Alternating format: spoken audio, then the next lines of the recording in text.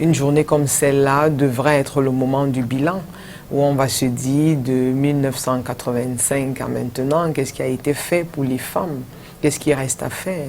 Mais très souvent, ce n'est pas le cas. Donc, de mon point de vue, ça reste un événement, mais c'est le contexte folklorique qui pose problème. Et les femmes elles-mêmes gagneraient à corriger la chose parce qu'elles sont les premières à rester dans le côté festif. Combien de femmes sont en conflit avec leur partenaire simplement parce qu'elles n'ont pas eu le pain. Donc il y a des questionnements qu'on devrait refaire par rapport à cette vision. Mais c'est le politique qui est au début et à la fin de toute chose. Vous voulez dire que le combat est vain, d'après vous?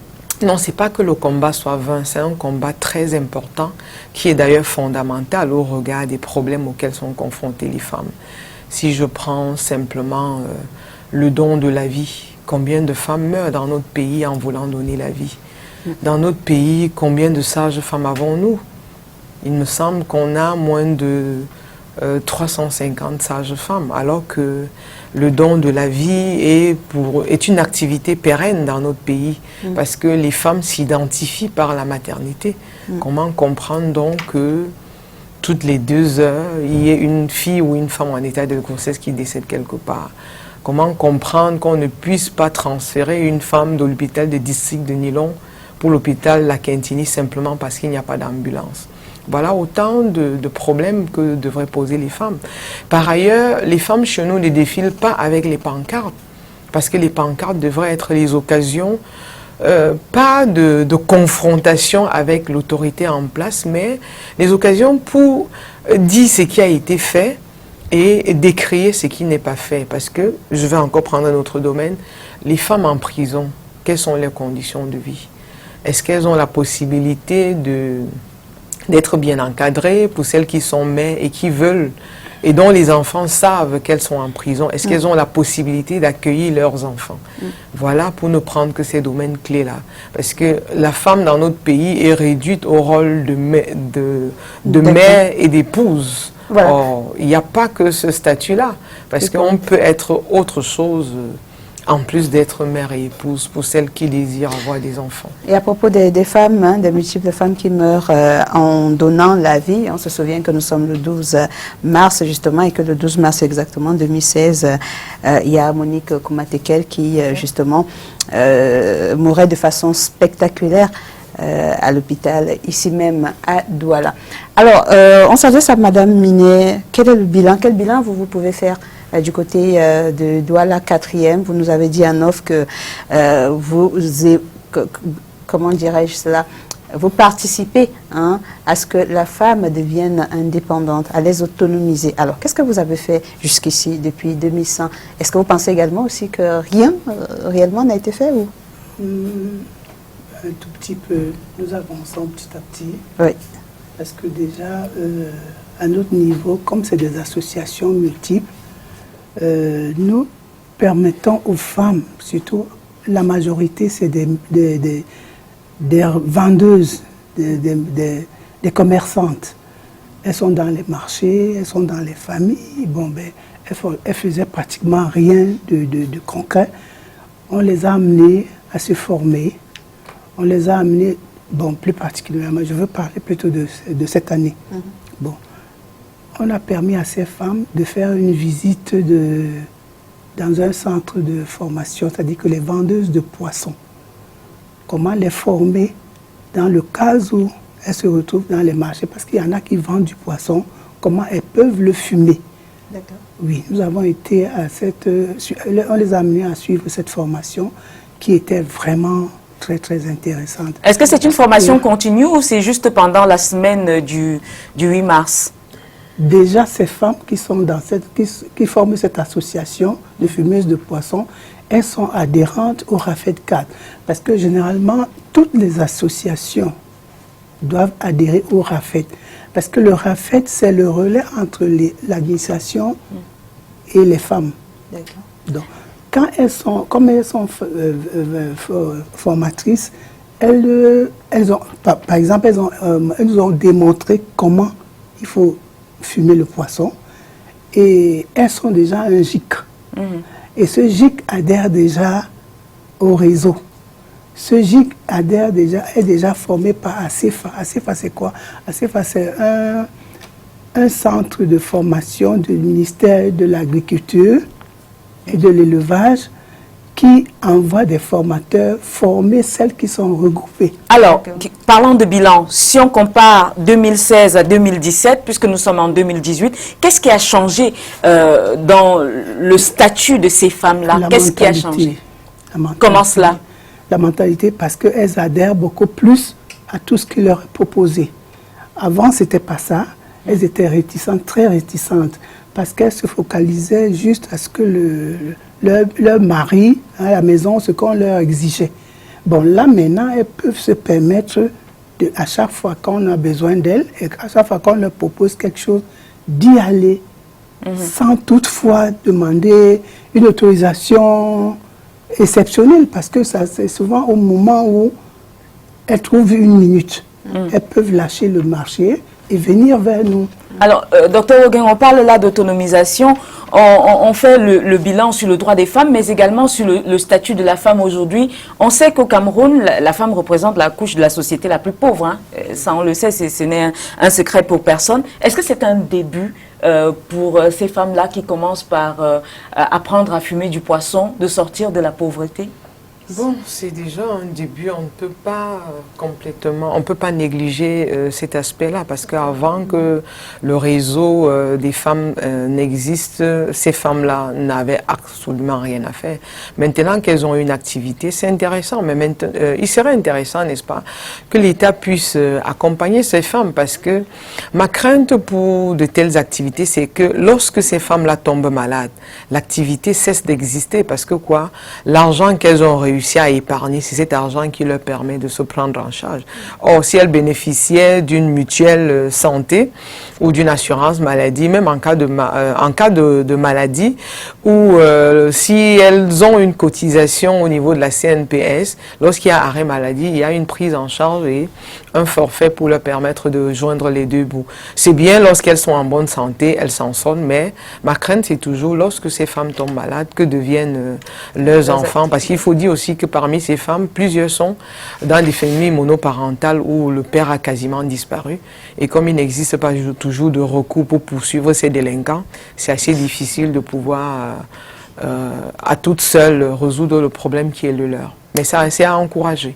D'accord. On va revenir dessus, Dr Ogueng, notamment pour parler des autres aspects. Hein. Dans la rue, nous avons rencontré des hommes qui estiment que la Journée internationale de la femme, telle qu'elle se célèbre au Cameroun, ne devrait pas, parce que c'est un mimétisme de la société occidentale et donc c'est un travestissement de notre culture. On en parle tout à l'heure. Marie-Léonie, commençons nos cas pratiques par Larissa qui a été chassée de la maison pour désobéissance. Qu'est-ce que cela veut dire? Oui, Larissa, désobéissance parce que son conjoint lui a interdit d'aller au défilé, parce que pour lui, bon, pas d'aller au défilé, mais d'aller se divertir après le défilé.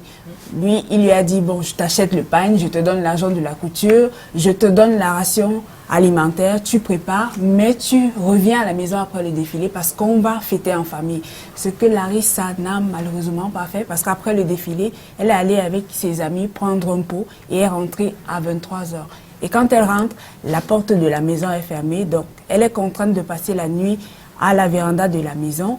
Le matin, quand il la trouve là, il lui dit « Je t'ai demandé de rentrer immédiatement après le défilé, donc je ne veux plus de toi chez moi, prends tes affaires et va-t'en. » Et ainsi oui. s'achève son histoire. Enfin, oui. On ne sait pas, peut-être qu'il y aura une suite. Compétition des pagnes sur la place du défilé.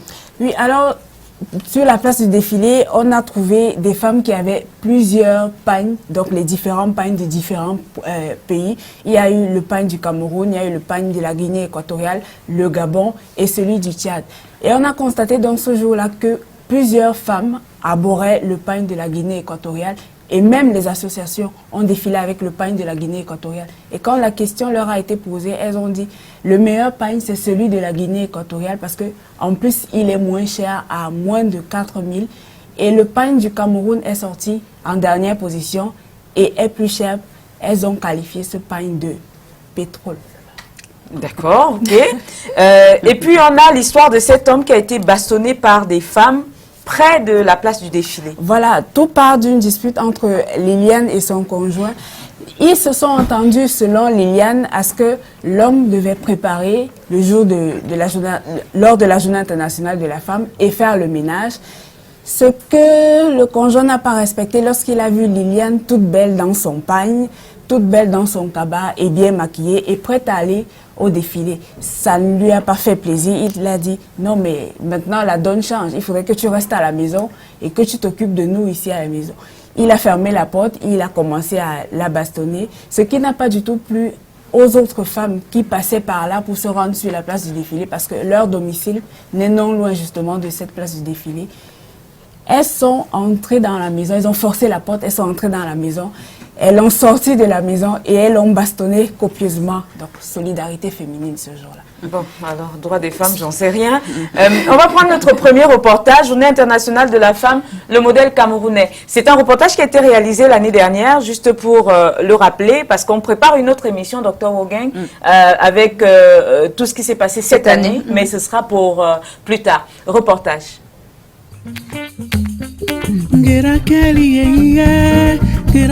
Le 8 mars au Cameroun, toute une énigme au vu des pratiques relatives à la célébration. Ce jour-là, j'ai vu les femmes ici marcher nues. Nues. Sans caleçon ici. Ici au secteur A, sans caleçon. Les fesses dehors. Wonderful. C'est le 8 mars, non? C'est vous qui avez dit que c'est le 8 mars, non?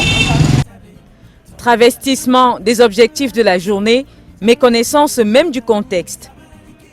Parmi 100 femmes, et il y a moins de 10 qui peuvent savoir ce que c'est que le 8 mars. Qui peuvent savoir, parce que beaucoup de femmes qui sont dehors ne connaissent même pas le thème de l'année. Ils sont aussi dehors parce qu'ils ont vu leurs camarades, elles sortent, elles boivent.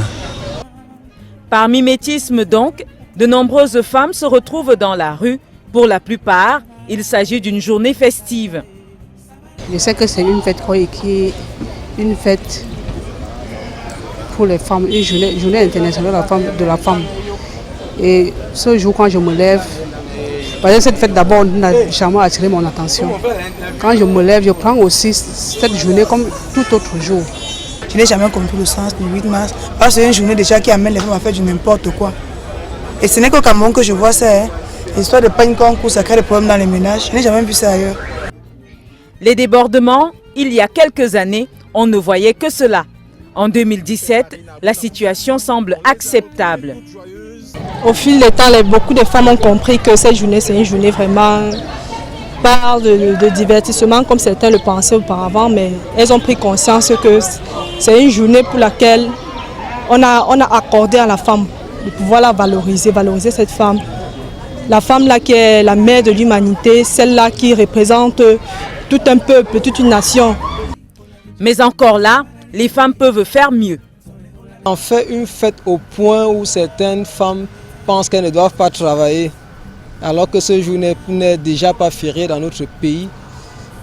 Moi, je ne pense pas que ce soit une fête. Ça doit être une journée de réflexion, une journée de prise de conscience. Et non pas seulement une journée de réclamation dans la débauche et dans tout ce qu'on pourrait voir que nos sœurs ou nos mamans font pour encore dégrader l'image de la gente féminine dans notre société. De nombreuses femmes pensent qu'il est encore possible d'orienter cette journée différemment. Si déjà il y avait, quand on dit peut-être il y a souvent des thèmes à débattre, quand ça reste souvent dans un cadre très restreint, peut-être dans les femmes d'entreprise, chez les femmes d'entreprise, peut-être, je ne sais pas. Si vraiment c'était une journée très importante, on pouvait descendre sur le terrain, on pouvait prendre surtout nos petites filles qui sont dehors là, nos jeunes enfants qui sont dehors là, les amener quelque part et les sensibiliser sur un point. Je ne sais pas quoi c'est le 8 mars. Si déjà c'est peut-être le jour là, on va acheter des pagnes coudres et faire du n'importe quoi, on me dit le 8 mars ne sert à rien. Les femmes s'expriment, qui disent ce que par exemple le panier de la ménagère, comme c'est dû au marché, on aimerait que nos gens essaient de voir comment on peut faire pour nous savoir parler, boire, saouler, danser. C'est ça qui prouve qu'on fait le 8 mars. On veut seulement qu'on nous entende, qu'on nous écoute. À titre de rappel, en 1985, le Cameroun découvre la Journée internationale de la femme. Le sigle JIF allait bien avec un événement de promotion des droits de la gente féminine et favorisait ainsi l'accroissement de l'égalité dans les domaines politiques, économiques, social et culturel.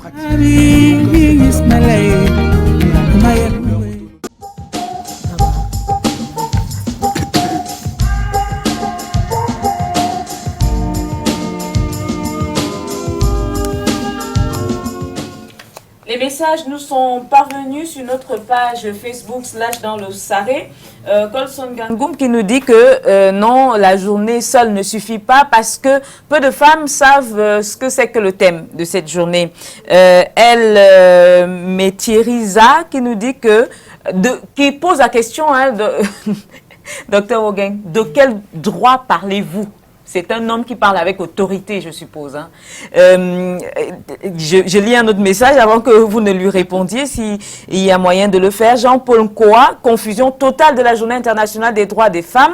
Au Cameroun, c'est la Journée internationale de la femme pour aller au défilé, faire la promotion du pagne, aller au bar, soulever le cabas, tandis qu'ailleurs, les autres sont en train de courir pour réfléchir comment avoir des droits, des vrais droits. Maman Adèle est sur ce plateau. Bonsoir Maman Adèle et bienvenue. Bonsoir. Comment ça va ce soir? Alors, bienvenue Maman Adèle. Merci ma fille. On a suivi dans ce reportage cette dame dire que habituellement on ne pense pas aux couches défavorisées. C'est-à-dire que quand il y a des thèmes de débat, on pense aux femmes d'une certaine catégorie sociale et on oublie les autres. Est-ce que vous êtes de cet avis? Franchement, ça dépend de moi, je suis de cet avis. Parce qu'il y a un problème. Il faut la sensibilisation. Et cette sensibilisation doit partir du haut pour le bas. Parce qu'il y a des femmes à la base qui n'ont pas de moyens pour payer le transport, peut-être pour aller au séminaire ou des causeries à Akwa ou à Bonanjo. Il faut une sensibilisation au niveau de la base. Et moi, j'ai un souci. Malgré tout ce qu'on dit, il n'y a pas tellement de changements parce qu'il ne faut pas qu'on se limite seulement que les femmes se forment pour vendre le poisson, pour fumer le poisson. Il faut que les femmes soient nombreuses aux prises de décision.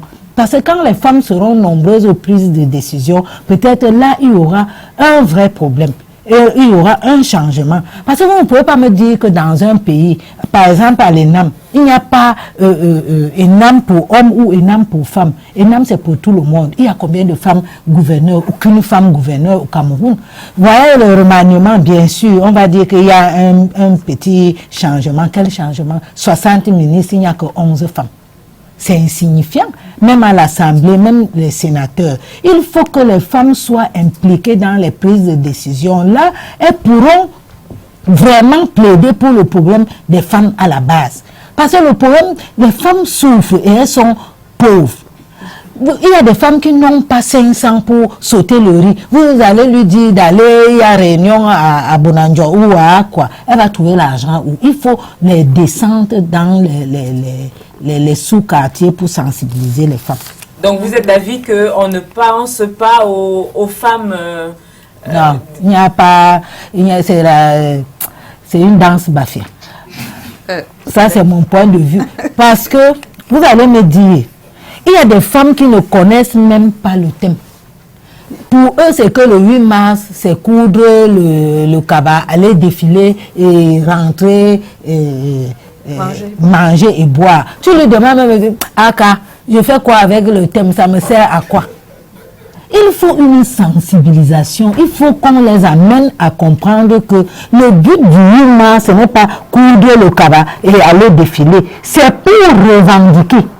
Parce que si j'ai bonne mémoire, la création du 8 mars, les femmes avaient revendiqué. Elles travaillaient la même chose avec les hommes, mais ils n'avaient pas le même salaire.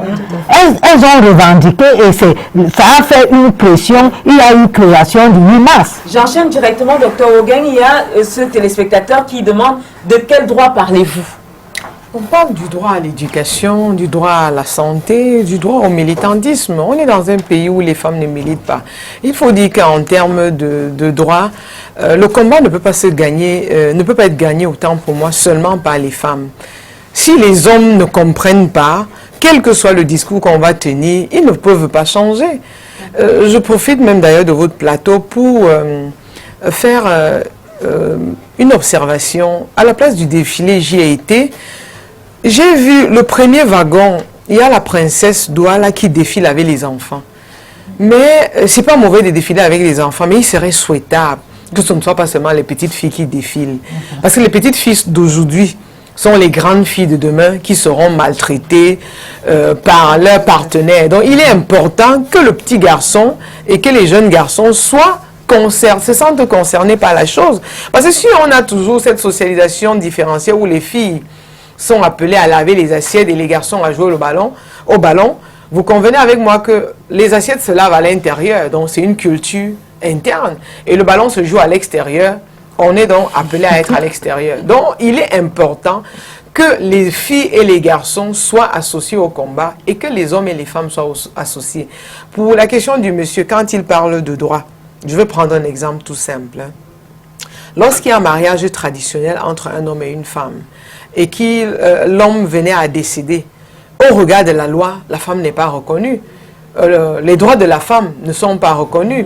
Voilà un problème qui est posé où les juristes n'arrivent pas à trouver une juste mesure où l'acte de mariage traditionnel peut être utilisé au même titre que l'acte de mariage civil. Voilà, c'est l'exemple-là qui constitue un problème dans notre société. Donc, on gagnerait vraiment à sensibiliser les deux. Alors, le pagne au centre de la commémoration des droits de la femme, Maman Adèle l'a dit. Alors, Madame Clarisse Minet, choquée ou peut-être déçue par ce que disait Maman Adèle? Non, pas du tout. Pas du tout choquée, parce que c'est vrai, le pagne, bon, les femmes là-bas, parce que elles se disent qu'il faut venir fêter ce jour-là, mais il n'y a pas que le pain. Il n'y a pas que le pain, parce que nous, par exemple, dans nos associations, nous avons invité un médecin pour cette fête. Nous avons invité un médecin qui nous a entretenus par rapport au diabète, l'alimentation, et elles étaient vraiment intéressées. Il y avait dans cette salle près de 70 femmes. Près de 60. Et nous avons invité un médecin. Pour les édifier. Pour les édifier, oui, oui. Voilà. Et il y a également, le docteur signalait tout à l'heure la présence des hommes également qui doivent, les hommes qui doivent être édifiés. Et nous, on a remarqué, dans les carrés de défilé, la présence d'hommes, en tenue même d'ailleurs du 8 mars. Est-ce que cela signifie qu'ils commencent à comprendre peut-être? Mais il est clair que certains hommes comprennent et accompagnent les femmes, mais ces hommes-là sont très peu nombreux. Parce qu'au niveau de notre Assemblée nationale, nous avons les hommes et les femmes. Si ces députés, hommes ou femmes, pensaient à la situation de la femme camerounaise, c'est ensemble qu'on changerait les lois pour que les filles et les femmes, quel que soit l'endroit où elles se trouvent, n'aient pas de problème. Mais le plus souvent, l'accent est mis traditionnellement sur l'enfant garçon.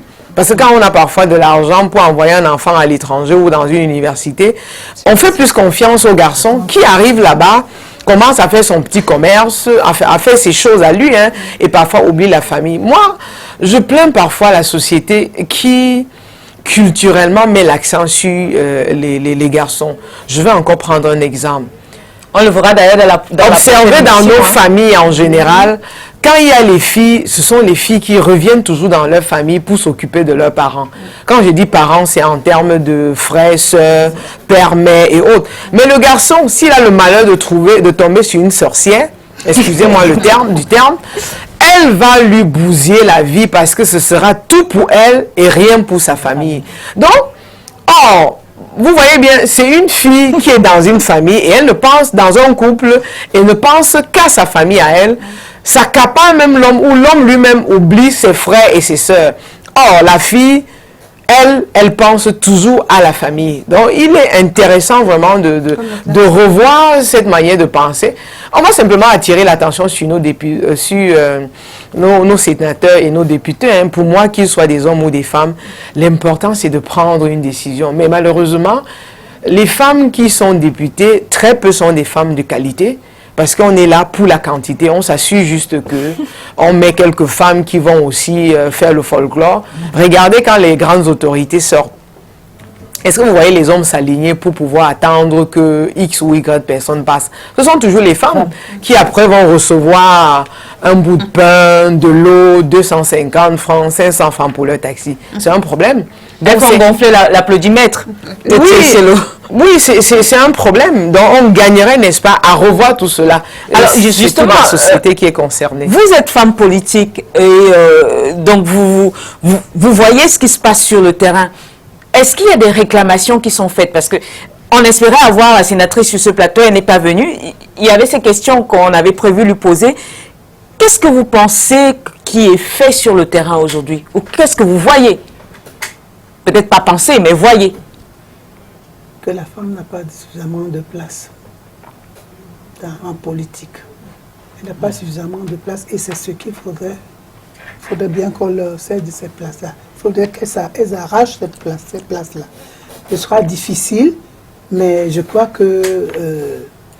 mais qu'est-ce qui crée le blocus?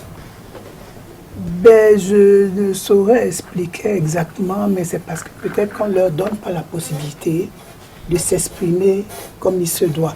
Même quand elles... Je pense que quand elles proposent... Je prends par exemple mon cas. Moi, je suis dans une sous-section. Je suis dans le RD.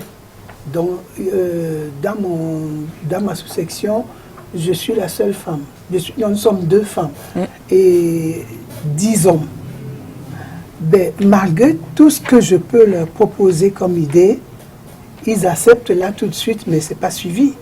Alors qu'à la longue, ils se rendent compte, ils reviennent en arrière, ils se disent que, mais tiens, Madame Minet a pensé à ceci, et pourquoi on ne l'a pas fait?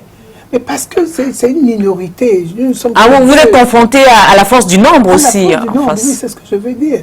Nous ne sommes que 2. Qu'est-ce qu'on peut bien leur imposer pour qu'ils acceptent? Et à tous les niveaux, c'est oui, Dr Ogueng, avant de prendre... Je ne pense pas que ce soit tant le nombre, hein, parce que même en milieu universitaire, on voit cela. Nous avons, au niveau du Cameroun, on a l'habitude de nommer dans les universités les enseignants de rang magistral au poste de doyen, de recteur et autres.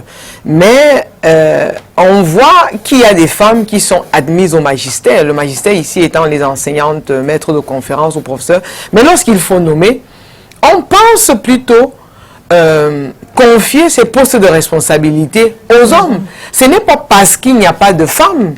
Il y en a quand même dans tous les secteurs. Mais culturellement, même quand les femmes ont été à l'école, elles sont réduites à leur rôle traditionnel qui est celui de faire des enfants et puis faire la cuisine. Et vous n'avez qu'à regarder sur les débats où certaines femmes sont conviées, qui du haut de leur chair disent que les femmes doivent être soumises à leur mari. Quand on a un certain niveau d'études et on tient un tel discours, ça pose problème. Ça relève de sa vie privée. Dans la vie privée, on doit écouter ce que le partenaire dit, mais quand on le dit au niveau des médias, sachant qu'on est une personne influente, on fait plusieurs pas en arrière.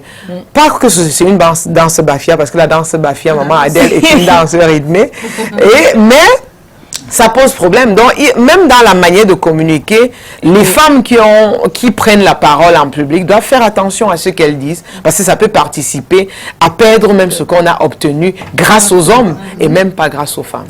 On va prendre le deuxième reportage. Il s'agit là maintenant de parler des droits des femmes. Égalité des sexes, le droit des femmes. Reportage. Le peuple camerounais proclame que l'être humain, sans distinction de race, de religion, de sexe ni de croyance, possède des droits inaliénables et sacrés. Ainsi peut-on lire dans la Constitution du 18 janvier 1996, qui rajoute un peu plus loin « Tous les hommes sont égaux en droit et en devoir ». Le texte fondamental du Cameroun a amené le législateur à revoir sa copie, notamment à travers le Code pénal du 12 juillet 2016. La copie revue sur les discriminations à l'égard des femmes a donné naissance aux articles visant la lutte contre le harcèlement sexuel, l'adultère, l'expulsion du domicile conjugal et les mutilations génitales. Voici les textes qui condamnent ces infractions.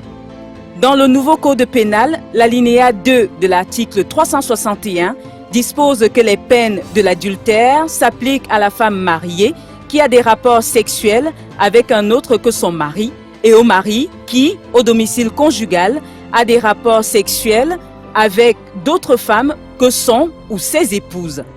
Or, dans l'ancien code pénal, il était possible pour un mari d'entretenir en toute quiétude des relations sexuelles avec plusieurs autres femmes que son épouse ou ses épouses. Il suffisait pour lui de prouver que ces relations étaient inhabituelles.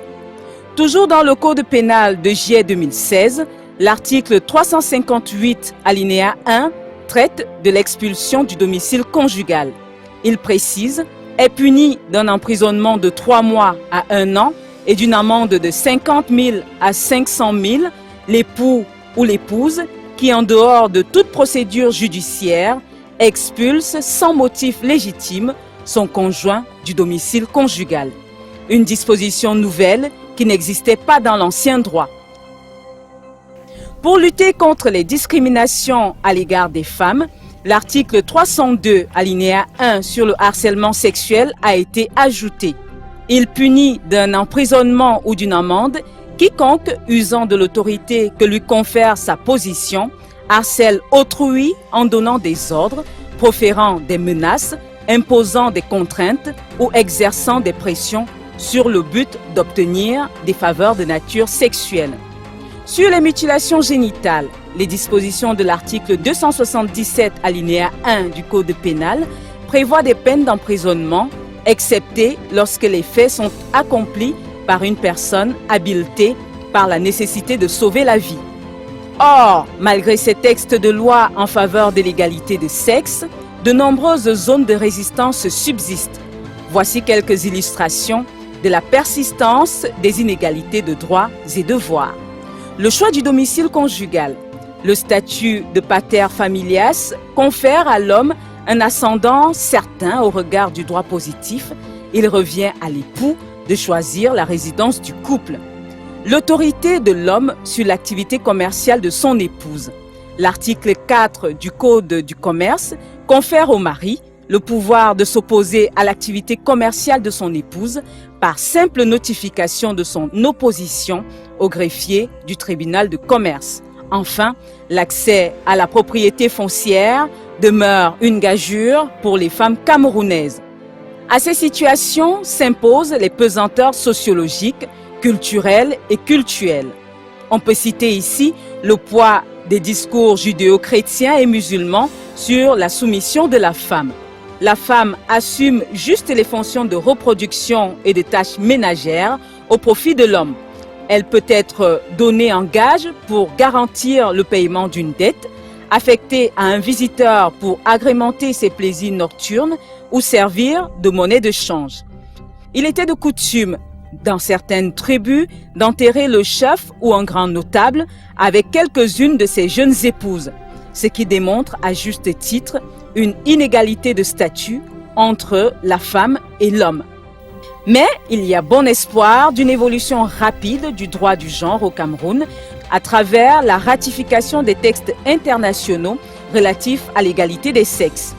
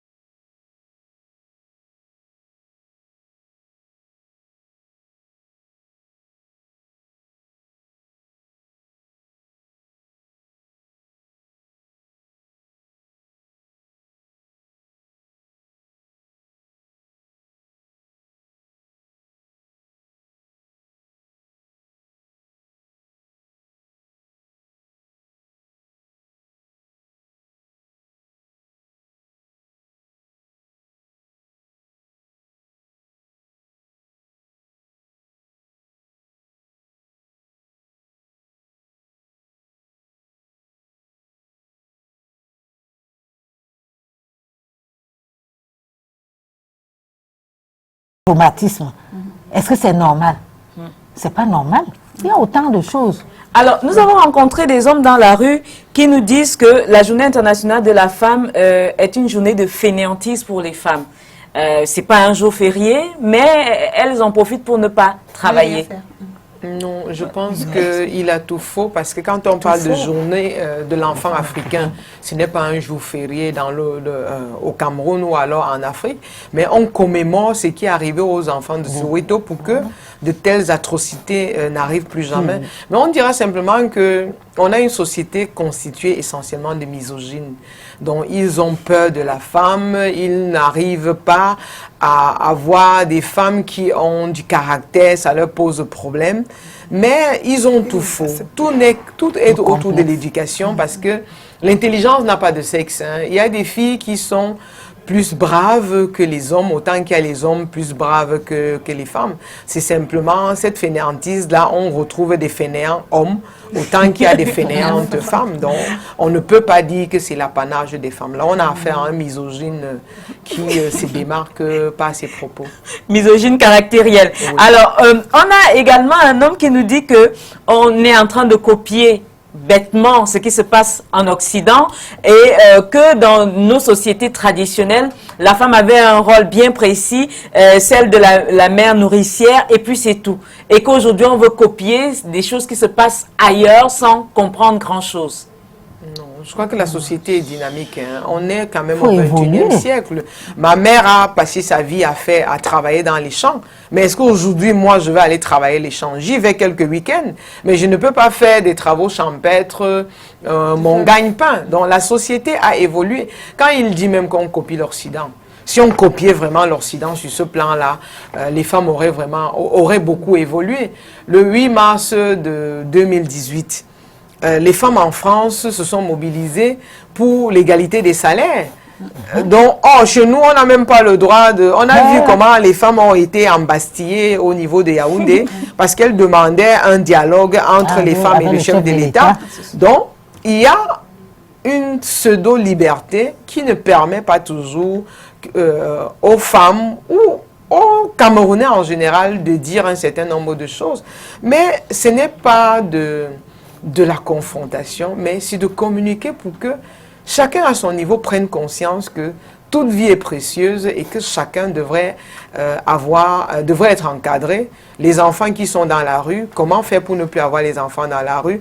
Les femmes qui se prostituent, comment faire pour encadrer, parce que c'est devenu un métier, comment faire pour encadrer ce métier-là? Les filles qui n'arrivent pas à aller à l'école parce qu'elles n'ont pas les moyens, comment est-ce que l'État peut les accompagner? Les veuves qui sont expropriées de leurs terres, comment est-ce que l'État peut les encadrer pour qu'elles n'aient plus un certain type de problème? On peut citer des problèmes comme ceux-là pendant des heures. Ma très chère, le troisième reportage. Et voilà, justement, puisqu'on parle du bilan de la journée internationale de la femme au Cameroun, on imagine bien qu'il y a toujours eu des dérives de toutes sortes. Les insolites donc liées à cette journée au Cameroun, on regarde dans ce reportage.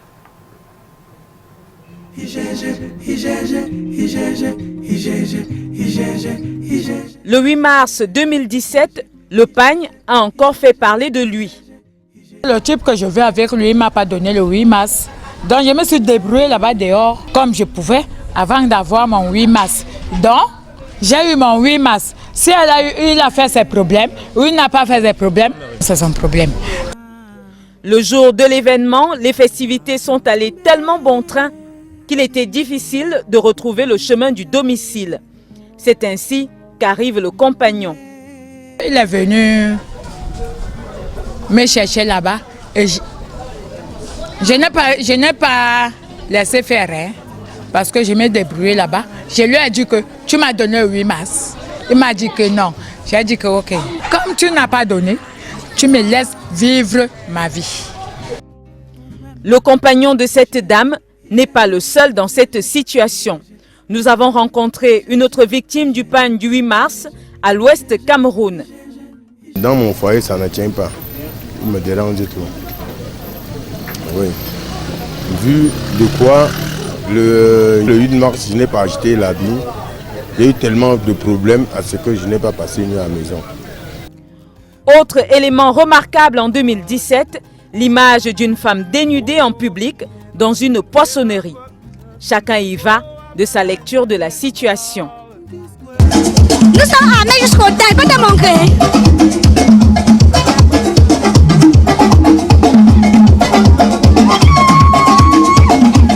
Se dénuder pour revendiquer ses droits, ce n'est pourtant pas nouveau. Les femmes ont souvent usé de leur nudité pour leur plaidoyer, le monde entier estimant que ce sont des actes de bravoure. La différence, dit-on, réside dans les objectifs et le contexte. C'est des choses qu'il ne faut pas faire, ça il faut le dire. Parce que là, quand on le fait, c'est les femmes qui éduquent nos enfants. Il faut qu'on fasse très attention. Parce que quand les enfants voient leur maman se comporter comme ça, c'est désolant. Demain, on ne pourra pas accuser le père, parce qu'en fait, ou encore, c'est la maman qui reste éduquer nos enfants à la maison pendant que nous ne sommes pas là. Donc, il faudrait qu'elle fasse un peu attention. Cette journée-là devrait être une journée pour elle de réflexion, comme je dis là, je maintiens ce que je dis, journée de réflexion. Pour Kawala, les écarts de comportement enregistrés le 8 mars ne sont que la manifestation d'une société qui opprime les libertés féminines. Le 8 mars est une journée d'expression de liberté personnelle. C'est pour ça que vous voyez les femmes insister qu'elles doivent porter leur pagne. C'est un jour où elles affirment leur existence dans une société et peut-être dans un environnement qui ne reconnaît pas beaucoup cette existence-là. C'est un jour où vous allez entendre des femmes dire « Non, on prépare pour moi aujourd'hui » parce qu'elles se sentent tous les jours obligées de s'occuper des autres, de préparer pour les autres, de faire un certain nombre de tâches ménagères pour les autres. Et c'est une journée alors de liberté pour elles.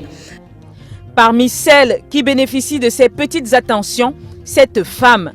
Puisqu'il sait que c'est notre journée, il s'en va, je fais les achats. Mais ce jour-là, lui fait la cuisine. Et nous mangeons en famille. Et la fête continue. Au finish, que retenir de la situation des droits des femmes au Cameroun après le 8 mars? Les délégués départementales de la promotion de la femme et de la famille vers lesquels nous avons été dirigés ont refusé de répondre à nos questions.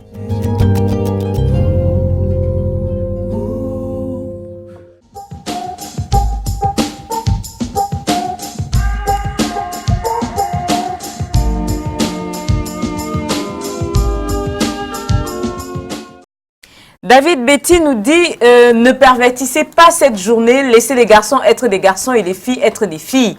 Peut-on nier les prédispositions anatomo-psychologiques ou physiologiques, je ne sais pas trop, chez les hommes ou les femmes? Pourquoi les femmes députées devraient défendre seulement les femmes? C'est la question qu'ils posent. Ce sont les sénateurs ou députés à part entière. La soumission est biblique. Vous êtes libre de l'être ou pas dans votre couple. Ça vous engage.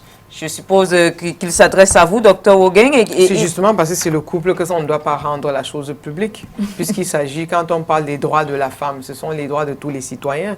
Nous n'avons pas les mêmes religions, nous n'avons pas les mêmes conceptions du monde. Donc, par conséquent, en termes bibliques, ça relève de la vie privée. On n'est pas là pour étaler sa confession religieuse. Et on n'a jamais dit que les femmes devraient défendre seulement les femmes. On dit qu'on doit défendre tous les citoyens. Mais il savait que les femmes ont plus de problèmes que les hommes. Ce sont les femmes qui prennent le risque de porter les enfants dans leur sein. C'est un risque. Mais quand on voit les violences auxquelles elles sont exposées en société, dans certaines formations hospitalières, ça pose problème. Et s'il pouvait avoir des lois et des encadrements pour des situations comme celle-là, on y gagnerait tous. Tout simplement, on voudrait éviter que les différences physiologiques se transforment en inégalités. Donc je ne dois pas échouer, je ne dois pas être exclu lors d'un recrutement simplement parce que je suis une femme. Alors, David Betty qui dit que c'est encore lui, hein, que c'est dommage que les femmes soient sur la défensive comme ça. On a tendance à oublier que le sexisme est valable pour les deux sexes. Laure Davy qui nous dit pourquoi pensez-vous qu'une femme devrait avoir deux positions, une pour son foyer et une pour la société? Je ne sais pas trop à quoi renvoie cette question. du tout, je ne comprends pas. C'est Singa Bena qui nous dit que la Journée internationale de la femme, pour le moment, ne rapporte rien à la femme, car la majorité des femmes qui se mobilisent au 8 mars, ce sont des femmes qui cherchent une occasion pour s'épanouir. Elles ne cherchent même pas à connaître le thème parce que ça ne change rien dans leur vie, dit-elle. Celles qui s'intéressent aux revendications ont déjà une position sociale remarquable et cherchent à l'améliorer, d'où leur implication. Maman Adèle, peut-être.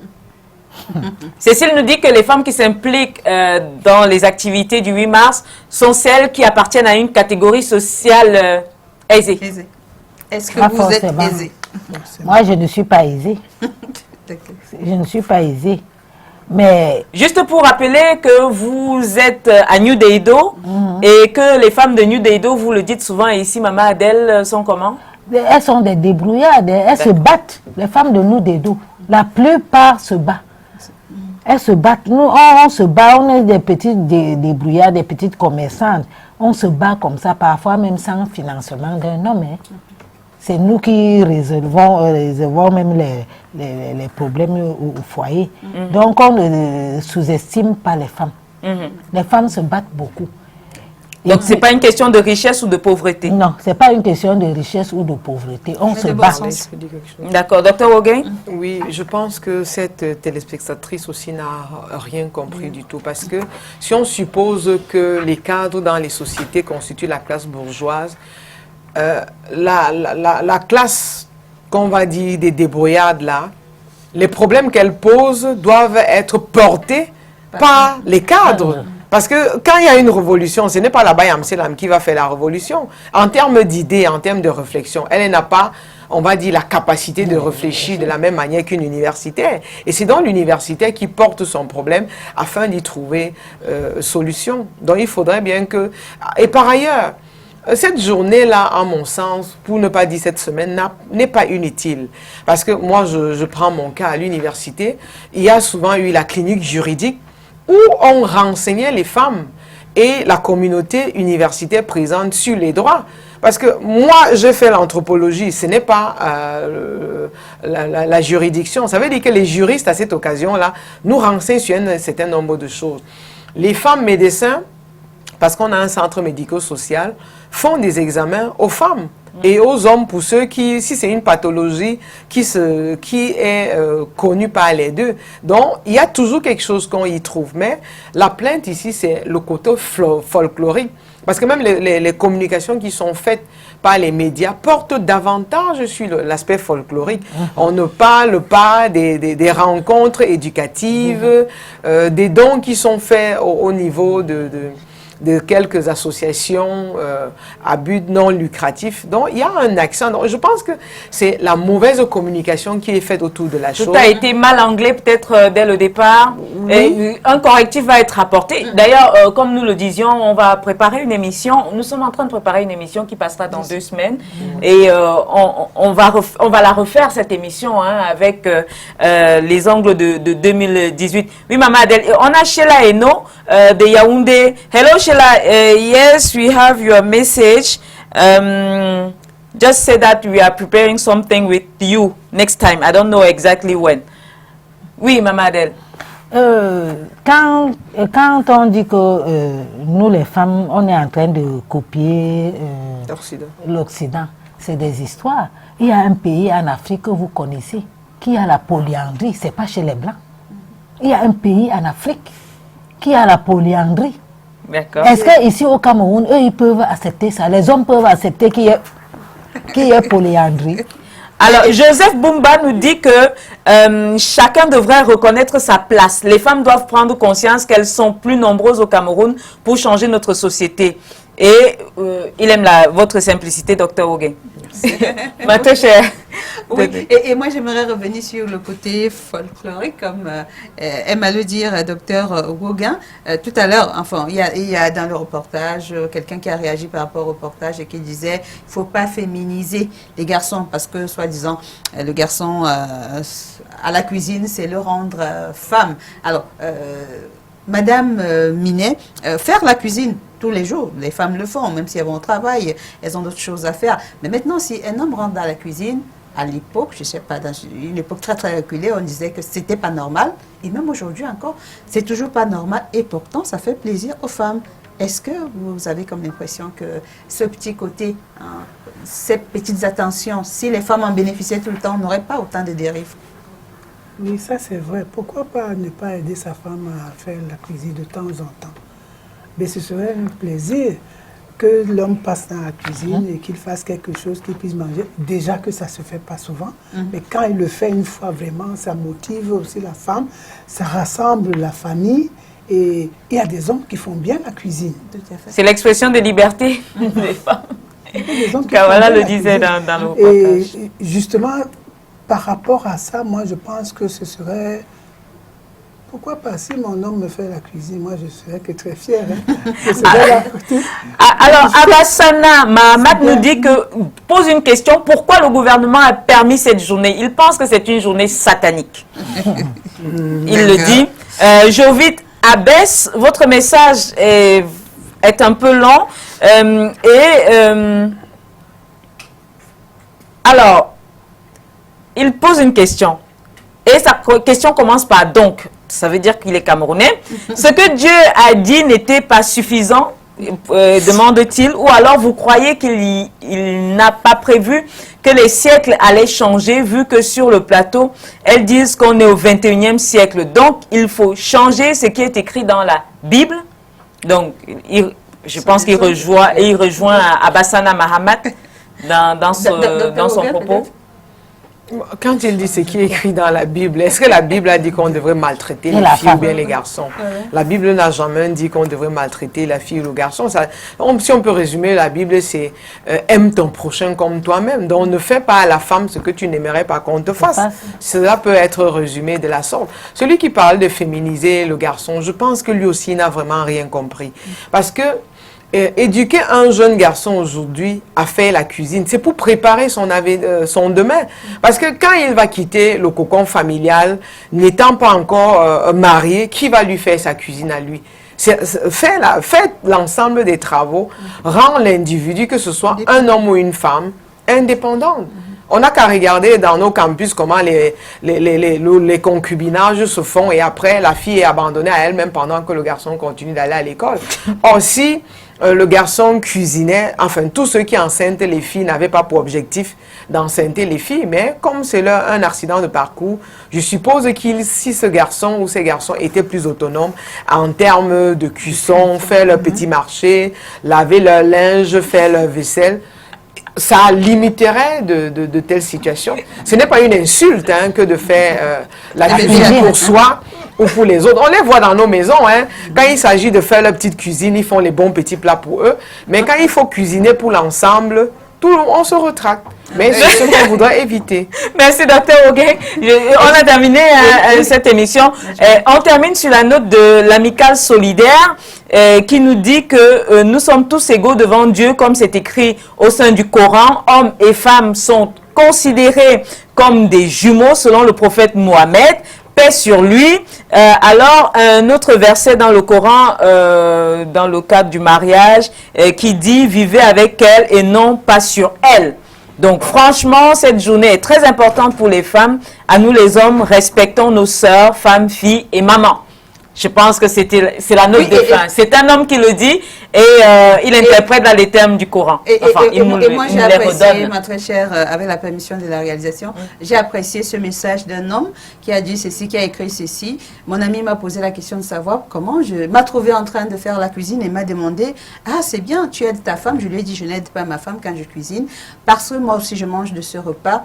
Lorsque je fais le ménage chez moi, je n'aide pas ma femme parce que moi, je vis dans cette maison. Et lorsque je m'occupe de mes enfants, je n'aide pas non plus ma femme parce que ce sont également mes enfants. » Alors, c'est terminé pour cette émission. Eddy et Kobena, nous avons bien reçu votre message. Eddy demande pourquoi les femmes n'iraient pas doter les hommes désormais. Stéphane Bofia, qu'il est en Inde.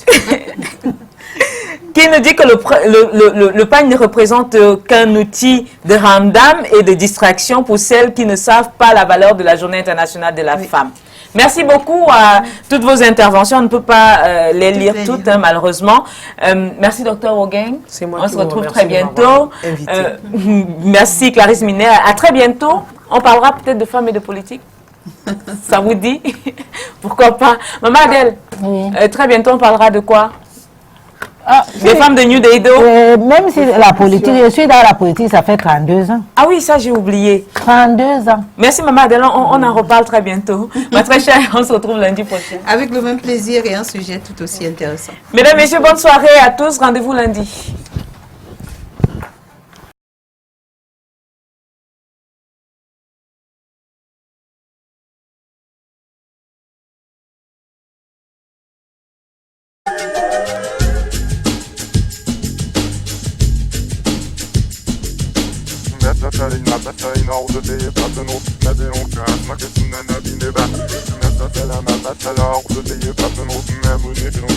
Nana